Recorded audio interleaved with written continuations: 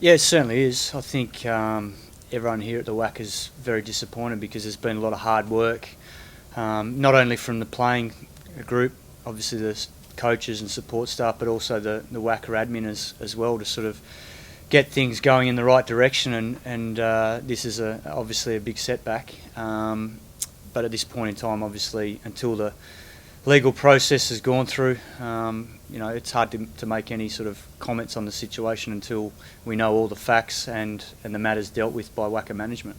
What is most disappointing is that it happened. Obviously, the police are involved, and that's very disappointing. But also the fact that it happened during a game, which is something that Justin has made it very clear to the playing group since he's been in charge that these sort of things aren't tolerated, particularly when there's games on, and with the timings and all sorts of stuff that are going to be investigated. That's something that is probably the most disappointing thing to hear, that there was still a day left in the game and this has happened. So from our point of view, we understand how much hard work goes into preparing guys, but at the same time there's also a level of support that will be offered to the players to try and obviously get to the bottom of it and sort it all out, because for it to happen in the first place is very disappointing. Oh look, there's no doubt everyone here will feel that and think that, and rightfully so, but there has been a lot of progress made.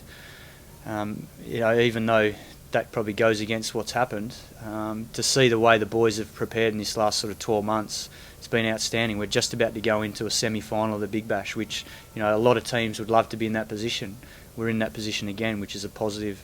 The boys are sitting third in the Sheffield Shield comp, which is another big positive with 4 games to go. So it's hard because a lot of people have done a lot of work, particularly Justin, and he'll be the one that feels the most let down, and rightfully so. He's put a lot of time and effort into these guys, and sometimes the penny doesn't drop with some of them. And hopefully, this situation will get sorted out properly, and obviously with the police involved, they'll sort it out. But from a WACA's point of view, it is disappointing because this is the last thing we wanted to be having to deal with leading into what is a big week next week. Yeah, look, I think it has been a place we played well. The only thing about this game is that what happened in the past doesn't really count for much come Wednesday night. But they will take that little bit of confidence from the past into the game. But come ball one, it all changes again. So they'll be confident as well. They'll have a home ground advantage. They do play well at home. Unfortunately, it doesn't count for much come Wednesday night. Yeah, it is. I think he's had a very good summer, and when he has been back in our team, it certainly gives us a lot of balance to our team, given that he handles the bat very well. He's athletic in the field, and he's obviously someone that can bowl at a good pace. And when he's been on fire, I think his best game here against the Hurricanes, he won us the game at the end along with Yasir. So it'll be nice to have him back. It'll make some tough selections, but that's part of the job, obviously, between Justin, myself, and the rest of the selection panel. So yeah, look, it's a nice situation to be in. We'd much rather be going to a semi-final having guys available than not. And they've obviously had a few injury problems and guys being in and out of their team. So, and going to South Africa. So, everyone's in the same sort of situation with not having full strength teams.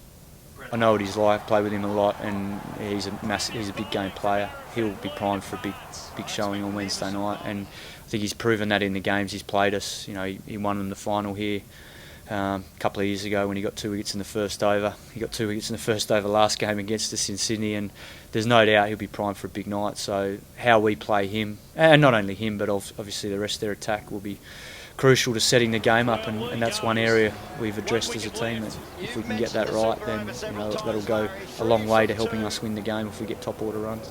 Yeah, look, it's a balancing act. You can't afford to sit too much on too many players in this format, because not only is he a very good bowler, but there's a number of players they've got as well that are very good as well. But you still have to put pressure on them and get a score on the board, and lots going to depend on the conditions. Last time the wicket was used and had been the test wicket, so it wasn't that great a wicket for batting on. It spun a lot. This time around it might be completely different, so we just have to assess it as we see it. Look, I haven't seen much of him today. I know he's just got back from the pool. Look, it's going to be interesting to see how he pulls up, because I think the deadline's tomorrow. So, yeah, at this point in time, yeah, I'm not entirely sure. What are the tricks to batting with a broken finger? Taking a couple of painkillers before we play, and just getting out there and grinning and bearing it. It's been pretty good. It's just more so preparation-wise has been a little bit different. I haven't probably been able to do as much batting because I don't want to be taking painkillers every day of the week. It's been very difficult leaving him out, even when we were leaving him out of the team and we didn't want to. It's just that there were times we felt we needed extra batting depth, and he was the unfortunate one to miss out. And Hoggy'd been bowling beautifully. When we did last play in Sydney, we had a feeling it would spin, but we still left him out, and it nearly proved to be costly because their spinners did a great job, and Beery was sitting on the sidelines. But he did beautifully the other day, and he's done everything he possibly can to play in Sydney. But we'll have to wait and see what the conditions are like. It might be different this time, given that they might not have as many spin options with Lyon out. Keith being under a bit of an injury cloud, the conditions might be different, so we'll just have to wait and see. But ideally, when we've been at our best, those two have been a big part of our success in the first couple of years, getting us to the finals. So they've both been magnificent for us.